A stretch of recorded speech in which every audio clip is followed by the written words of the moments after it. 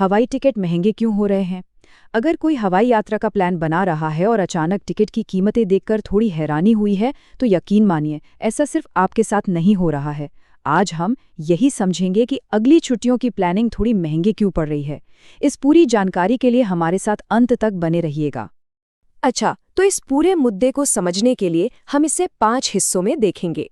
सबसे पहले, ये उड़ानें इतनी महंगी हो क्यों रही हैं? फिर हम ये जानेंगे कि हजारों मील दूर हो रही एक घटना का असर हमारी जेब पर कैसे पड़ रहा है। हम ये भी देखेंगे कि एयरलाइंस इस सिचुएशन में क्या कर रही हैं, इसका सीधा असर हम पर क्या है, और सबसे ज़रूरी सवाल, आगे क्या होने वाला है। तो चलिए सबसे पहले उस अनुभव की बात करते हैं जो शायद हम सब ने हाल फिलहाल में महसूस किया है। मतलब उड़ानों की आसमान छूती लागत। क्या टिकट बुक करते समय ऐसा लगा कि अरे, कीमतें इतनी ज्यादा क्यों हैं? तो सवाल बिल्कुल सीधा सा है, क्या यात्रा का प्लान बनाना अब पहले से कहीं ज्यादा महंगा हो गया है? मुझे लगता है कि ज्यादातर लोगों का जवाब हाँ ही होगा। पर असल सवाल ये है कि ऐसा हो क्यों रहा है। तो सबसे जरूरी बात यह है कि इसकी वजह हमारे आसपास नहीं, बल्कि वैश्विक है। एक बहुत दूर हो रहा संघर्ष हमारी जेब पर सीधा असर डाल रहा है। अब देखिए, ये जो पूरी कहानी है ना, वो एक चेन रिएक्शन की तरह है। मध्य पूर्व में जो संघर्ष चल रहा है, उसकी वजह से पूरी दुनिया के तेल बाजारों में हलचल मच गई। इसका सीधा असर पड़ा एविएशन टर्बाइन फ्यूल पर, जिसे हम हवाई जहाज का ईंधन भी कह सकते हैं, और उसकी कीमतें एकदम से बढ़ गई।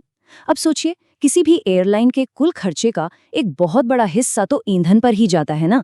तो जाहिर है, जब ईंधन महंगा होगा तो एयरलाइंस की लागत भी बढ़ेगी ही। तो ये एटीएफ या एविएशन टर्बाइन फ्यूल आखिर है क्या?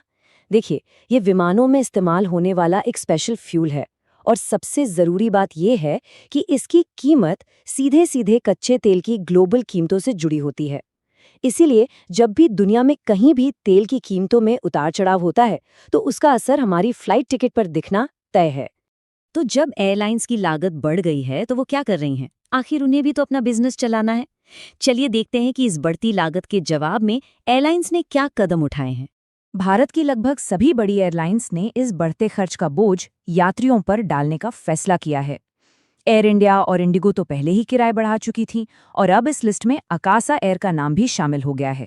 और ये जो बढ़ोतरी है ना, इसे फ्यूल सरचार्ज का नाम दिया गया है। मतलब ये एक तरह का एक्स्ट्रा चार्ज है जिसे एयरलाइंस सीधे टिकट की कीमत में जोड़ देती हैं, ताकि ईंधन की बढ़ी हुई लागत की भरपाई की जा सके। इसे अलग से इसलिए बताया जाता है ताकि ये साफ हो कि ये बढ़ोतरी ईंधन की वजह से ही है। तो अब सवाल उठता है कि इसका हम जैसे यात्रियों पर आखिर क्या और कितना असर पड़ेगा? अगली बार टिकट बुक करते वक्त क्या ध्यान रखना होगा? इसका असर सीधा और ठोस है। इसे एक नंबर से समझते हैं, 1300 रुपये। जी हाँ, अकासा एयर ने अपनी उड़ानों पर 1300 रुपये तक का एक्स्ट्रा चार्ज लगा दिया है, जो इसी साल 15 मार्च से लागू भी हो चुका है। ये वो सीधी कीमत है जो अब यात्रियों को अपनी जेब से देनी पड़ रही है। और इस बढ़ी हुई कीमत का असर घरेलू और अंतर्राष्ट्रीय, यानी डोमेस्टिक और इंटरनेशनल, दोनों तरह की यात्राओं पर अलग अलग हो सकता है। इस स्लाइड से ये बात बिल्कुल साफ हो जाती है। घरेलू सेक्टर में, मतलब देश के अंदर यात्रा करने में महंगे टिकटों की वजह से टूरिज्म पर बुरा असर पड़ सकता है। और वहीं अंतर्राष्ट्रीय उड़ानों की कुल मांग में भी कमी देखने को मिल सकती है, क्योंकि हो सकता है कि लोग अपने घूमने के प्लान्स को कुछ समय के लिए टाल लें। तो आखिर में सवाल यही है कि भविष्य में क्या उम्मीद की जा सकती है। चलिए इस पर एक्सपर्ट्स की राय जानते हैं और देखते हैं कि यात्रियों के लिए क्या सलाह है। और थोड़ी चिंता की बात यह है कि एक्सपर्ट्स के मुताबिक ये तो बस एक शुरुआत हो सकती है। अगर ग्लोबल टेंशन कम नहीं हुई तो हमें हवाई किराए में और भी ज़्यादा बढ़ोतरी देखने को मिल सकती है। हमें ये समझना होगा कि एविएशन इंडस्ट्री पूरी तरह से ग्लोबल सिचुएशन पर निर्भर करती है। लेकिन हाँ, एक अच्छी खबर ये है कि जैसे ही ये संघर्ष की स्थिति सामान्य होगी, ईंधन की कीमतें भी नीचे आ सकती हैं, और उम्मीद है कि हवाई किराए फिर से नॉर्मल हो जाएंगे। तो इस पूरी सिचुएशन में हम क्या कर सकते हैं?